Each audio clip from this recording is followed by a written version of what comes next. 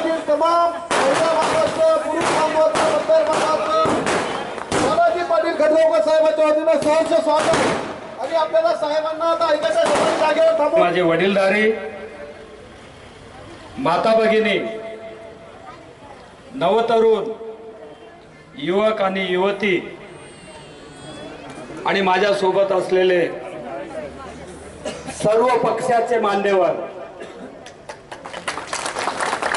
मी आता कुणाचं नाव घेऊन वेळ घालवत नाहीये, परंतु जामचे तरुण मित्र श्याम पाटीलजी, त्यांचे बंधू अण्णाराव पाटील आणि माझे सर आदरणीय कोल्हे सर, आमचे शिवसेनेचे जामचे नेते शंकर पाटील आणि सर्व मान्यवर, आलेली सगळी जनता आणि मायबाप, मी आपल्याला खूप आनंदाच्या शुभेच्छा देतो की आपण या तळपत्या उन्हामध्ये मुखेडच्या लोखंडी तलावापासून ते बाराळी नाक्याबद्दल पर्यंत एक विजय संकल्पाची रॅली काढली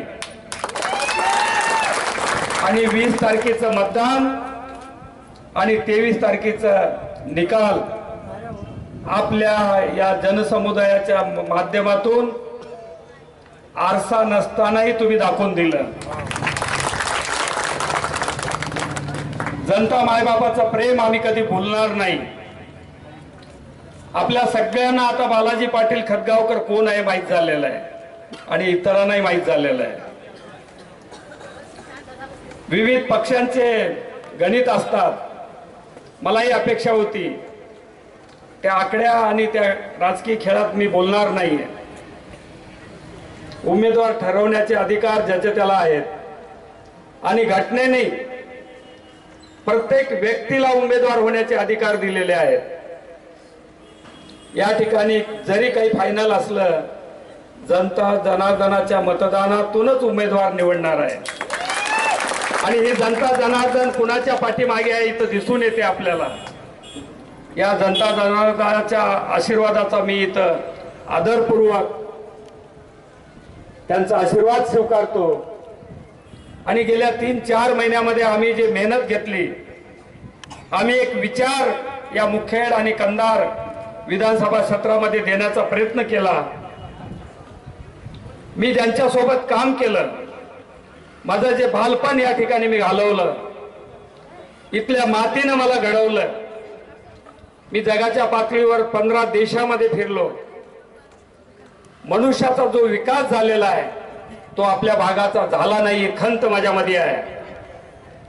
आपल्या भागाचे विविध पक्षांचे नेते, मी असेल, माझे मान्यवर असतील, यांना विनंती केली की यांना मुखेड आणि कंधार मधून आमच्या समोर उभा ठेवण्याची संधी द्यावी. काही गणित जमले, काही जमले नाही आहेत, पण माझे वैयक्तिक अधिकार आहेत आणि तुमच्या सगळ्यांचा प्रेम आणि माझ्या मान्यवरांचा पाठीराख्यांचा आशीर्वाद यामुळे मी कंचित सापडलो होतो. मला आता माघार घेणं शक्य नव्हतं, म्हणून मी सर्वपक्षीय अपक्ष उमेदवार तो आपल्या समोर उभा आहे. अजून बरेच दिवस आहेत, 2-3 दिवस आहे, काय होते माहित नाही. मी आपल्याला एकच सांगू इच्छितो, ज्यांनी कायदे मंडळात भाग घेतलेले आहेत, आपण त्यांना निवडून दिलेले आहेत, माझं कुणाशी बैर नाहीये, कुणाशी वैर नाहीये. आमचे काही धुऱ्याचे भांडणं नाही आहेत. इतरांचा उद्देश तोच आहे की आपला विकास, आपल्या भागाचा विकास, तोच आमचा उद्देश आहे. त्यामुळे इतरांनी नाराज होण्याची गरज नाही किंवा आम्हाला टोमणे देण्याची गरज नाहीये. आमच्या तोंडून इतराबद्दल एक शब्द आम्ही काढणार नाहीये, कारण आम्ही पहिलीपासून शिकलेला आहे. भारत माझा देश आहे, सर्व भारतीय माझे बांधव आहेत. आमच्या गुरुजनांनी आम्हाला शिकलेलं आहे. मी तर अजून विधानमंडळात गेलेलो नाहीये, पण जे विधानमंडळात गेलेली आहे जनता जनार्दन त्याची भाषा बघत आहे. हे बाहेरचे, हे आतले. अरे ही भाषा शोभते का आपल्याला? हा भारत देश आहे. हा भारत देश 1947 ला स्वातंत्र्य झालेला आहे. आपण थोडे उशिरा झालेलो आहे आपल्यामुळे. आणि तुम्हाला संधी दिली कायदे मंडळामध्ये बसण्याचा, आणि तुमच्या तोंडी भाषा सोबत नाहीये. या भारतामध्ये प्रत्येकाला अधिकार आहे. आता तर काश्मीरमध्ये सुद्धा अधिकार प्राप्त झालेला आहे आदरणीय मोदी साहेबांच्या आशीर्वादाने. कोणी कुठेही फिरू शकतो, कोणी कुठेही व्यवसाय करू शकतो, कोणी कुठेही वास्तव्य करू शकतो, आणि कोणी कुठेही मतदान म्हणून तिथं नागरिक म्हणून नोंद करून घेऊ शकतो. हे कुणाची वतनदारी नाहीये की मी इथला आहे ते बाहेरचा आहे. म्हणजे हे अति खालच्या पातळीचे विचार आहेत. आपल्याला इतिहास माहिती आहे की आपले सगळे महामानव कुठून कुठून निवडून आलेले आहेत आणि ते कुठं कुठं जन्मलेले आहेत. आदरणीय पंतप्रधान मोदी कुठून निवडून येतात ह्याचं भान असलं पाहिजे. ताकद ही आहे की सर्वांना समावेशक समजणारा कोण आहे, की आपल्यात ग्रुप करणारा माणूस पाहिजे तुम्हाला. ते दिवस संपलेले आहेत. ही लढाई विकासाची आहे, ही समाज विकासाची आहे, आपल्या भागाच्या विकासाची आहे. मी मुंबईमधून माझे नाव काढले कारण मी जिथं 6 महिन्यापेक्षा जास्त वास्तव्य जिथं राहायचं असेल तिथं तुम्हाला मतदार नोंदीत नाव टाकता येतं आणि तुम्ही तिथले नागरिक होऊ शकता. हे कायद्याने आपल्याला अधिकार आहेत. हे माहीत नसेल तर त्यांनी अभ्यास करून घ्यावं. मी कधी कुणाबद्दल बोलणार नाही. कोणी मला जर बोललं ना त्याला खडेसोट उत्तर द्यायच्याशिवाय आम्ही राहणार नाही. आता मी मुखेडचा, माझी धर्मपत्नी, मी मुखेडचा, ह्या बिल्डिंग मध्ये माझं नाव आहे. ज्यांना ज्यांना या भूमीवर या मुखेडमध्ये जितका अधिकार आहे ना तेवढा अधिकार कायद्याने मला आहे. मी आता मुखेडवासी आहे आणि असे जर अपशब्द कोणी काढले तर मला क्रिमिनल केस करावं लागेल. मी बोलणार नव्हतो पण एका मान्यवराने सहज बोलून गेला. त्याला हे उत्तर माझं आहे. ते सुद्धा माझ्या फार जवळचे आहेत. अति प्रेमळ आहोत आम्ही एकमेकासाठी. याच्या पुढे आमची लढाई आपल्या विकासासाठी आहे. पक्षभेद, ग्रुपभेद हे आमच्या नशिबीच नाहीये. एकदा निवडणूक संपली आम्ही कुणालाही वेगळं मानणार नाही. मला ज्याची ज्याची गरज पडेल ते कोणत्याही पक्षाचा असो त्या सगळ्या नेत्यांना आम्ही सोबत घेऊन आपल्यासाठी विकासाचा लढा लढणार आहोत. कारण आपण सगळे बांधव आहोत याची मला जाणीव आहे आणि आमचे सगळ्यांचे घरचे संबंध आहेत. ही लढाई तुमच्या उत्कर्षासाठी आहे. या भूमीनं मला घडवलेलं आहे आणि या सगळ्या मान्यवरांची मला मागणी होती की साहेब तुम्ही इथं सेवा केली पाहिजे. मी याच्यावर खूप विचार केला. खरंच राजकारणामध्ये जाऊन आपण काम करावं की आपण सामाजिक काम करावं. पण राजकारण, पॉलिटिक्स हे असं माध्यम आहे आणि त्याला मिळालेली शक्ती एवढी सर्वमान्य आहे. त्याच्या माध्यमातून जर समाजकारण केलं तर खूप लवकर आपल्या समाजाला न्याय देऊ शकतो, आपल्या भागाला न्याय देऊ शकतो. हे मला त्याच्यातलं मर्म, त्याच्यातली बाब माहीत झाल्यामुळे मी आज सनदी अधिकारी म्हणून सेवानिवृत्त झाल्यानंतर आपल्या सेवेसाठी या राजकारणात प्रवेश केलेला आहे. ह्याच्यापेक्षा माझा उद्देश काही नाहीये. मी आदर मानतो ह्या मुखेड आणि कंधार विधानसभा क्षेत्रातील सर्व पक्षाच्या मान्यवरांनी मला पाठिंबा दिला आणि जनता मायबापांनी पाठिंबा दिला. इकडे रावी असेल, मसनेर असेल, पेटवडज असेल, कुरोळा असेल, जाम असेल, मी चौकडल्या नागरिकांचा, वडीलधाऱ्यांचा, माता भगिनीचा, शेतकऱ्यांचा, मजुरांचा, विद्यार्थ्यांचा, कष्टकऱ्यांचा, व्यापाऱ्यांचा, विविध संवर्गाशी मी संवाद साधला. मला माहित आहे मुखेडची काय परिस्थिती आहे. श्याम पाटलांनी बोललेलं 100% सत्य आहे. आपली जमीन चांगली आहे, आपले लोक इमानदार आहेत, आपल्यामध्ये भाईचारे आहे, आपल्याकडे शांतता आहे, आपल्याकडे सगळ्याच प्रकारचे संसाधन आहेत. पण आपल्याकडे ज्यांना आम्ही निवडून दिलो त्यांनी आपली घोर निराशा केलेली आहे. मी कुणावर टीका करणार नाहीये, पण जे अधुऱ्या गोष्टी राहिलेल्या आहेत, लेंडी सारख्या प्रकल्पाचा विषय गेले 40 वर्ष मिटला नव्हता, आम्ही तो मिटवला. म्हणून गुणवंतराव पाटील आमच्या स्टेजवर आहेत. हे साधी गोष्ट नाहीये. आपल्या बांधवांना रोजगार नाहीये. आपले बांधव एक सीझन झाला पुणे, हैदराबाद, मुंबईला कामाला जातात. मोठ्या प्रमाणात ऊसतोड कामगार म्हणून जातात. हे आमचं दुर्दैव आहे, हे आमचं दुःख आहे की त्यांच्या हाताला आम्ही इथं काम देऊ शकत नाहीये. हे 75 वर्षाचं कुणाचं फेल्युअर आहे? कोण याला जबाबदार आहे? विचारलं पाहिजे. खरं तर किती वेळ हे विधानमंडळात याच्याबद्दल बोलले. कोणता ब्लूप्रिंट आणि कोणता मास्टर प्लॅन तयार घेऊन हे वरिष्ठाला सादर केले ह्याचा अभ्यास करण्याची गरज आहे. पण आमचा ब्लूप्रिंट तयार आहे आपल्यासाठी. आपला डीपीआर तयार आहे. अजून मला जर 15-20 दिवसाची संधी मिळाली असती ना, मुखेडला सुद्धा MIDC डिक्लेअर झाली असती. त्याचं काम अंतिम टप्प्यात आलेलं आहे. आम्ही विलोलीला MIDC डिक्लेअर केली. नोटिफिकेशन अंतिम निघालं.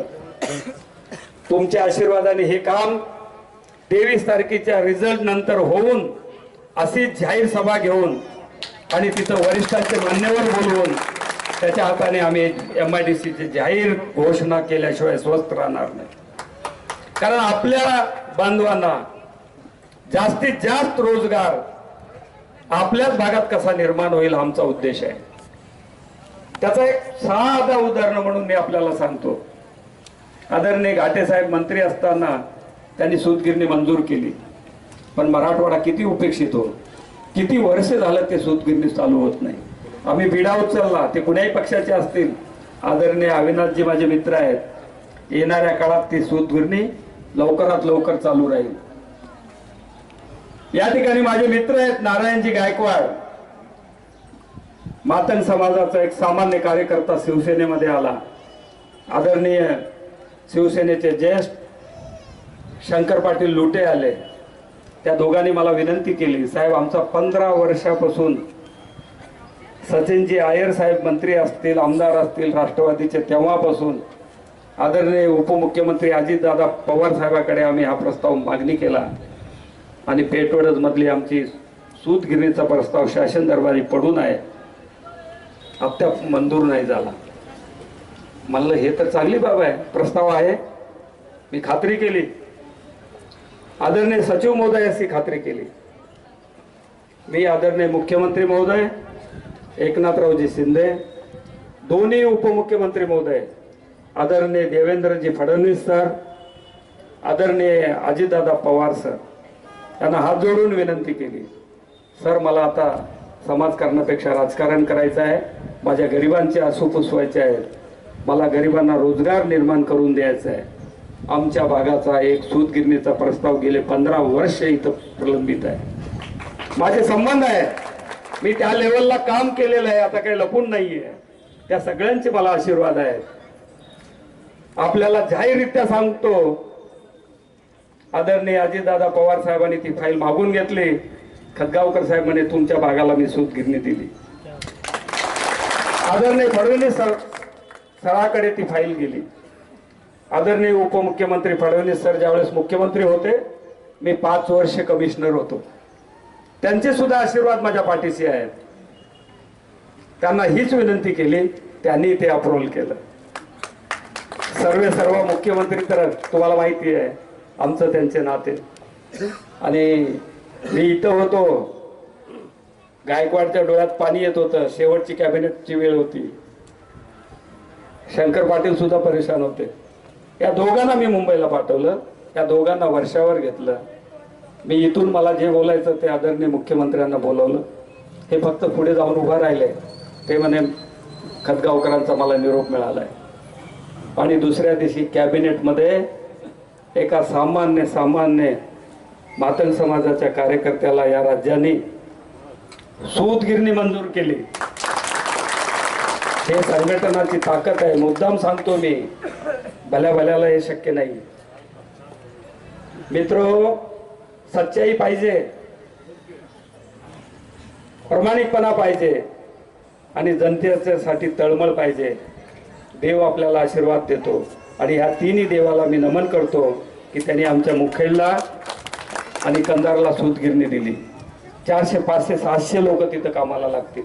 हे येणाऱ्या उद्योगाची ही नांदी आहे. मुद्दाम मंजूर केली आम्ही 2 दवाखाने अपग्रेड केले. एक भाग किंवा एक क्षेत्र घेऊन काम करणारा खतगावकर नाहीये. देगलूरमध्ये मक्ता मालेगावला दवाखाना मंजूर केला. त्या भागातले नागरिक, त्या भागातले नेते, शिवराज पाटील माझ्या मागे होते, साहेब आमच्याकडे दवाखाना पाहिजे, कुठली सुविधा नाहीये. त्यांनी माझ्याकडे पाठपुरावा केला. पेठवडतमध्ये मी पहिली सभा घेतली. तिथल्या नागरिकांनी सांगितलं, साहेब आमची 10,000ची लोकवस्ती आहे आणि इथं दवाखाना प्रायमरी सेंटर आहे, इथं कमीत कमी ग्रामीण रुग्णालय झाला पाहिजे. मला सांगायला आनंद होते, पेठवडतचा दवाखाना ग्रामीण रुग्णालयामध्ये बदलण्याचा शासन निर्णय मंजूर झाला. कुरळ्याला सभा घेतली, उशीर झाला होता मला. तिथल्या नागरिकांची सुद्धा हीच मागणी होती, अण्णारावजी, श्यामजी, आणि ती सुद्धा कारवाई अंतिम टप्प्यात आलेली आहे. कुरळ्याला ग्रामीण रुग्णालय केल्याशिवाय बालाजी पाटील खतगावकर स्वस्थ बसणार नाहीये. जनता जनार्दनाला मी शब्द देतो, आया बहिणीला शब्द देतो, तुमचे आरोग्य हेच महत्वाचं आहे. देश म्हणजे काय हो? देशातील इमारती, रस्ते, पूल म्हणजे देश नाही. देशातील माता भगिनी, युवक, महिला, पुरुष, विद्यार्थी, कष्टकरी हे माणसं म्हणजे देश. ह्यांचं आयुष्यमान चांगलं पाहिजे, ह्यांचं आरोग्य चांगलं पाहिजे, ह्यांची आर्थिक परिस्थिती चांगली पाहिजे, त्यांचं येणारं भविष्य चांगलं पाहिजे. जे पश्चिम महाराष्ट्रामध्ये विकास झाला तो आपल्याकडे नाहीये. आपण 50-100 वर्ष मागे आहोत. आपल्यामध्ये संघटितपणा कमी आहे. आपण आपल्या चाकोटीमध्ये काम करतोय. आपल्या परीघ वाढवला पाहिजे, आपली समज मोठं केला पाहिजे. आणि येणाऱ्या काळामध्ये 20 तारखेला तुम्ही आणि तुमचे सगळे पाठीराखे, तुमचे सगळे गणगोत, तुमचे सगळे मित्र, तुमचे सगळे जवळचे आप्त 100% मतदान झाला पाहिजे या मुखेडमध्ये आणि कंधारमध्ये. आणि मतदान कुणाला करायचं हे छाती ठोक तुम्ही आता विचार करून घेतला पाहिजे. मतदान करण्यासाठी तुम्हाला कुठलं बंधन आहे हो?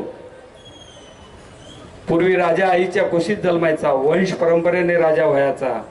आता जनता जनाच्या मतदानातून हे लोकप्रतिनिधी निवडले जातात आणि घटनेने दिलेला तुम्हाला अधिकार आहे. त्या कक्षामध्ये कोणी येत नाहीये. तुम्ही कुणाला मतदान केलं हे कुणाला समजत सुद्धा नाहीये. तर चांगल्या वातावरणामध्ये, एकदम स्वातंत्र्य वातावरणामध्ये, मनावर कुठलाही संकोच न घेता आपल्या आत्म्याला काय वाटते तो बॅलेट पेपर बघा. 2 मतदान होणार आहेत, एक लोकसभेसाठी आणि एक विधानसभेसाठी. बारकाईनं नावं बघा, त्याच्या समोरचे चिन्ह बघा. आमचा चिन्ह काय असेल तुम्हाला 4 तारखेला सोशल मीडियाच्या माध्यमातून, आमच्या प्रसार यंत्रणेच्या माध्यमातून घरोघरी आमचा चिन्ह बालाजी पाटील खतगावकराला या येणाऱ्या विधानसभेमध्ये कोणता सिम्बॉल भेटतो आम्ही शेवटच्या माणसापर्यंत तात्काळ पोहोचवणार आहोत. त्या मतपत्रिकेवर बालाजी पाटील खतगावकर जिथं नाव आहे विधानसभेच्या, त्या नावासमोर आपण आपला मतदानाचा बटन दाबून आपलं गुप्त मतदान निर्भय वातावरणामध्ये आपण पार पाडावं आणि आपली शक्ती, आपला निर्णय मुखेडच्या युवकासाठी, मुखेडच्या जनतेसाठी, मुखेड कंधारच्या विकासासाठी आपण द्यावं, एवढी मी या रॅलीच्या माध्यमातून अपेक्षा करतो. या ठिकाणी आम्ही लोहबंदे साहेबाकडे सहज माझं येणं जाणं झालं. बौद्ध समाजाचा एक चळवळीचा नेता राहुल लोहबंदे माझा मित्र, गौतम बुद्धांचं कार्य आणि गौतम बुद्धाच्या स्मारकाला 2.5 कोटी रुपये आले होते आपल्या भागामध्ये. काही मान्यवरांनी तो निधी रद्द केला. मला वेदना झाल्या. आपल्या भागात कशाही मार्गाने पैसा आला तर आपल्या विकासाचा पैसा आहे हे मला समजलं ना. मी त्या फुले नगरच्या बौद्ध स्मारकाला आदरणीय मुख्यमंत्र्यांना बोलून 2 कोटीचा मी GR घेऊन आलो. लोबंदे साहेब एवढे खुश झाले, ते कुणाही पार्टीचे असतील, कोणतीही त्यांची विचारधारा असेल, पण विकास हा आमचा धर्म आहे. मला त्यांनी बौद्ध धर्म प्रवर्तक दिनाच्या दिवशी आणि विजयादशमीच्या दिवशी त्याच्या भूमिपूजनाला बोलवलं. मला धन्य वाटलं. हा आमचा कामाची पद्धत आहे. माझ्याकडे गंगाधर पाटील आले, होणार नाही, कधी होणार नाहीये. मी शब्द देतो तुम्हाला, तुमच्या सुखदुःखामध्ये, तुमच्या शुभ कार्यामध्ये, तुमच्या विकासामध्ये हा बालाजी पाटील 24 तास सावलीसारखं तुमच्या सोबत राहील.